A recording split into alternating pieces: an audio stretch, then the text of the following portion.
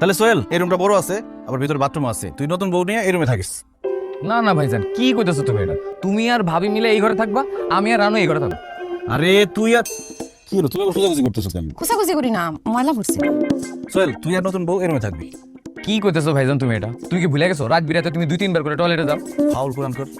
আমি রাতের বেলা 2-3 বার টয়লেটে যাবো কেন? আমার কি ডায়াবেটিস হয়েছে? কি কইতেছো তুমি এটা? ছোটবেলা থেকে না তোমার অভ্যাস এটা। তুমি না হলে বিছানায় কি কস না কস, পরিবেশ পরিস্থিতি বুঝোস না। নতুন বউ নিয়ে তুই এই রুমে থাকবি। আবার এক কথা কইতেছো। কইলাম না তুমি আর ভাবি এই ঘরে থাকবে, এটি ফাইনাল। আরে বাবা সোহেল, যেহেতু এত করে বলতেছে এই রুমে আমাদের থাকতে, আমরা এই রুমে থাকবো। দেখছো ভাবি বোঝাতে বুঝছি, তুমি বুঝতেছো। আচ্ছা ঠিক আছে, সবাই যখন এত করে কইতেছস তাহলে আমরা এই রুমে থাকবো। খুশি? হ্যাঁ ঠিক আছে। আমার জীবনে আমি এত বড় আহম্মক কোনোদিনও দেখিনি। কি হইলো? তুমি আবার আহমক কই দেখলা? কই আর দেখবো, আমার সামনে জলজন্ত দাঁড়ায় আছে, তোমার আহম্মক কইলেও ভুল হইব। তুমি হইতাছো আহম্মকের রাজা। দেখো রানু, আমার বিচার বিবেচনা নিয়ে এখন পর্যন্ত আমার এইসব কথা কেউ কইতে পারেনি।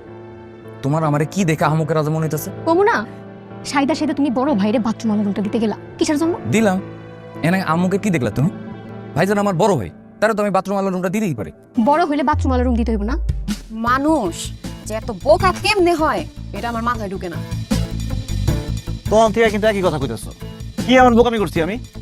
তুই তো বুঝবা না, বোকারা নিজেদের বোকামি বুঝে না। এখন কিন্তু মেজাজ খারাপ হইতেছে। আমার সাথে মেজাজ খারাপ তো ঠিকই করতে পারবা, জায়গা মতো ঠিকই সর্বনাশ করে দিয়াস। আল্লাহ রে, কি এক জিলাপির প্যাচের সাথে সংসার করি, সোজা করে কোনো কথাই কইতে পারে না।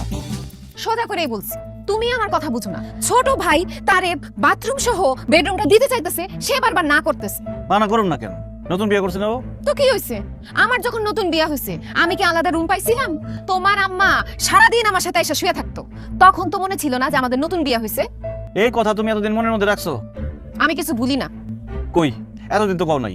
দরকার হয় না বলি নাই, কিন্তু এখন তো তোমার ছোট ভাইয়ের বউয়ের জন্য পিড়িত উঠলে উঠছে, তারে তোমার বাথরুম সহ বড় বেডরুমটা দিতে হইব। আল্লাহ বাঁচাইছে যে সোহেল রাজি হয় নাই। ভাইজান তো তোমার কাছে বাথরুম আলোর রুমটা চাই নাই, সাইদা সাইদা পাকলামি কইরা ভালো রুমটারে হাতছাড়া করবো। আরে কোনো আরেটারে না, আমার ওই বাথরুম আলার রুমটাই লাগবে। আমি আর অন্য কোনো রুমে থাকতে পারবো না। কেন থাকবা না কেন? আমার সমস্যা আছে।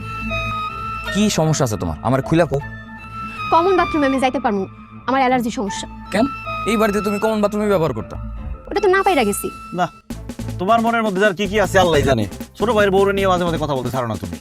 আমি কোনো বাজে কথা বলি নাই, যা সত্য তাই বলছি। এখন গিয়ে তুই তোমার ভাইরে গিয়া বলো তোমার ওই বাথরুম আলার রুমটাই লাগবে, যাও। ভাইজানের অহং গিয়ে আমি এই কথা কইতে পারবো? কেন কইতে পারবা না? আমার অসুখ বিসুখে তোমার কিছু আসে যায় না? কি কথার মধ্যে কি শুরু করে তুমি? হ্যাঁ, এখন আমি কেমনে আবার ভাইজানের কাছে গিয়া ওই রুমে থাকতে চাই? ঠিক আছে, তুমি যেতে না পারলে আমি গিয়া কই। না না কেন? দেখো রানু, ডিসিশন যখন একবার ফাইনাল হয়ে গেছে, তারপর আমি আবার যাই যদি ভাইরা কই বাথরুম আলার রুম আমার লাগবো, তাহলে জিনিসটা ছোট লোকে দেখে। কি তুমি আমার ছোট লোক কইলা?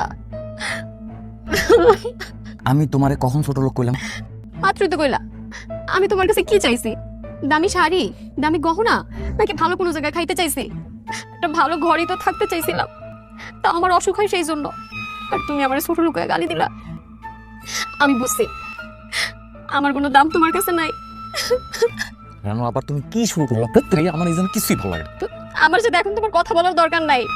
আমি তো ছোট লোক, ফকিন্নি, বস্তি, আরো কি কি যে শুনতে হবে একমাত্র উপরওয়ালাই জানে। আচ্ছা, আমি কি তোমাকে একবারও এসব কথা বলছি? থাক, আর দরকার নাই, আমার কাউরে লাগবো না।